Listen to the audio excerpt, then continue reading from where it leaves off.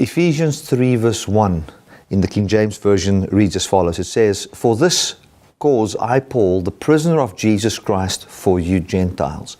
So what happens is it flows out of chapter 2, and where he, in chapter 1 and chapter 2, explained what the gospel was all about, the end of Judaism, the end of Jew-Gentile, one new man that came forth. He says, for this purpose, for this cause, I am a prisoner of the Lord. So he also kind of have this boastful thing in his heart where he's happy, encouraged to think that the reason why he's in jail is not because he's harmed any man, but simply because of the preaching of the gospel. And what he is experiencing is that there are forces in this world that are against Christianity, that's against not just Christianity, but against what Christ wants to bring forth in the earth. It's amazing if you look at communism, for instance, that a massive communist empire would have an issue with a small church. Why? Because they know the power of that church. And that is what Paul was saying all the time. He was saying from the beginning, and this was the underlying tone all the time, that the gospel is powerful. The gospel brings forth a brand new life. The gospel brings forth what God has intended. The resurrection of Jesus Christ, believed in a person's heart, brings an absolute change, and it is against the other system that cannot bring life. And as this new system comes into life and manifests, it means the end of the old. And Paul is coming and saying that I am a prisoner and I'm being persecuted because of this. And we can see the power of this gospel today, that where Paul was in jail, secretly getting a letter out of jail, how that jail, everything they've done to him, could not stop the gospel. Where today we are preaching from Ephesians and it's going all over the world, touching the lives of people. And so has it been for 1,900 and something years, wherein this letter was preached all over the world. People were hearing it, they were reading it, it was impacting the lives of people. And this is what Paul is trying to say here. I'm a prisoner for the Lord. And the reason why he wants them to know it's for the Lord is simply because of the way it would be today. If somebody is in jail in this town, and then he's in jail in that town, he's in jail in that town, people might think, what's wrong with Paul? Why is he in jail like that? What's wrong with him? What can the reason be? How can all these magistrates find him guilty if he's not guilty somewhere? Is it not maybe that he harmed people, that he causes riots, that he is actually a troublemaker?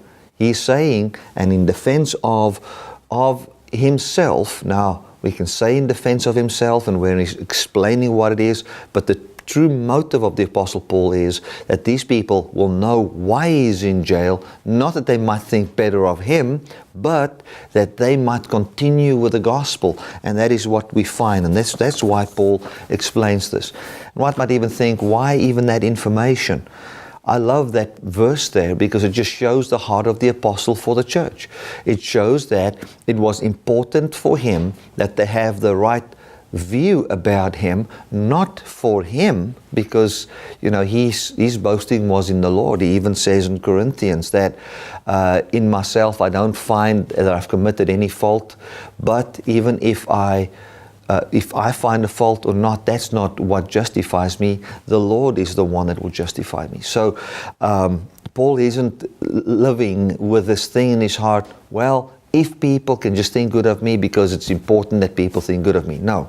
He wanted them to think the right thing about him as it truly was according to the truth and the real reasons why I was in jail, because he didn't want them to reject the gospel. Because what I believe what was in the mind of Paul was simply that if they think that this gospel, if they think that I'm a bad person, they might think that what I preach is bad, and in that way they can fall into the hands of the Judaizers and they can fall back into their old religions, and we also see in chapter 1 and chapter 2 that Paul places a great emphasis on belief and understanding. So it might be that these people in Ephesus stopped to believe the gospel because of wrong things they hear about me. So I want them to hear the truth and know why I am in jail, the true reason why I'm in jail. And he also goes on, if we see further, if we can just touch on the jail part, further in Ephesians, he goes on and he explains to them, and he says to them, listen, even if I'm in jail, don't now feel guilty because I'm in jail because I preached to you. Because he says, because I'm preaching to Gentiles, that is why I've been put in jail. These Jewish people, these people that try to run the old system and keep the old system going, they are against me and they put me in jail. And we see that he is filling up in the sufferings of the Lord. The very same thing happened to Jesus. Jesus was put in jail. Jesus was beaten. Jesus was crucified. And Paul is showing the very same thing in his life, and he's sharing in the sufferings of Christ, and he's continuing in the faith. And as he goes through this, as a father's heart is towards his children, he doesn't wish any harm on them, and he doesn't want them to feel that they don't want to live in the comfort they are living in believing the gospel, because he's suffering so much that they would rather stand away from that.